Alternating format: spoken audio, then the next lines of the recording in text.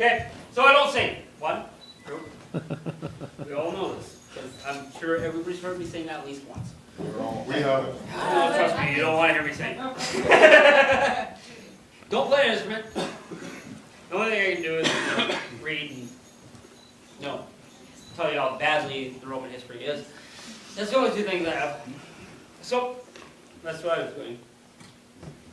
I would love to tell you a little thing, piece of Roman history here. You ready? It is, yeah, down with Romans, fuck you. Jeez. Don't antagonize the stand-up bullshit artist. Yeah. That's all we can say. This is a part of a poem from one of my favorite writers in the early parts of the Republic. A little guy called Ovid, if anybody knows him. This is a poem that got him exiled. Heck of a poem. Mm-hmm. It's a 200 and some page poem. It's on the lines of, the Iliad. This poem got him exiled so badly they refused to let him back into Rome. Sent him to the Black Sea, which wasn't even a freaking Roman territory at the time. And refused to let him come back 50 years later. Sounds like a good poem. Oh yeah, it was an awesome poem. Comes from what a little thing they call the Book of Love. If nobody's ever read the Book of Love, it's how to have a mistress. If you want to know what it is. Wow. He unfortunately, as a backstory, unfortunately at the time the early parts of the Roman Republic, a little guy called Augustus Caesar was bringing back what they called morality laws. You couldn't have a mistress. They were trying to increase their population. With your mistress, you couldn't have a soldier, and that's all that mattered to Rome. A bastard child could not be a soldier in the Roman army. Well, that's silly.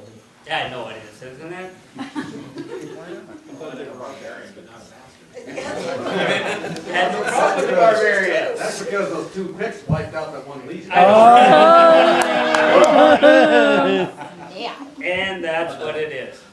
He gets banned for telling young women how to have mistresses. And that's that's what happened. Yo, women? Young women? Yeah. Spartacus was true. Oh, yes. The way the Roman law stated was that widows could have misters. Boy toys. Yes. But young women who were virgins could not have a sexual encounter with a man. And married women could not have an encounter with a man that was not his husband. Because that's a bastard, right? You understand this, right? So in the beginning of his book, he says, only you people of the grand total age of 22 can read my book. Which is an automatic thing that everybody in the freaking empire was going to read this stupid book. Because what's the best way to get your book sold? Tell them they can't read it. Right. Ban it, yeah. Ban the book. All it's known as new. This book was banned. The only reason we still have this book by Ovid is this book was banned by the Roman Empire. Then it was banned by the Pope. Then it was banned by the French. Banned by the English. And somehow it survived 2,000 years. This is one little piece of his book that I like to recite that kind of sort of fits in with the feasting. And Don't blame this on me. And 9 months from now, if we have a bunch of Roman soldiers, we're good. Wow. And we also have 2 freaking pigs we gotta kill.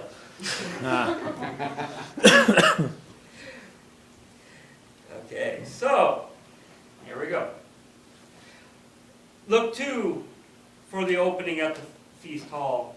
For wine is not the diner's only sole reward. The head of Bacchus often here he lies. The soft caresses and rosy Cupid he does ply. And when the wine his dripping wings be sprayed, weighed down a captive on the spot he stays. That's dirty.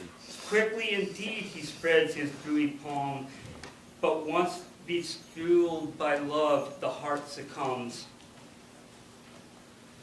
Wine lights the fire of passion in the soul. Care melts and vanishes in the brimming bowl.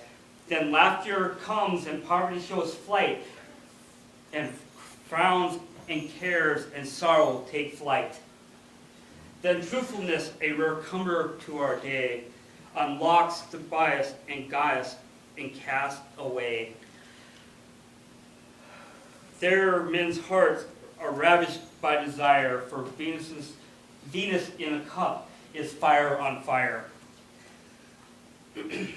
The urchins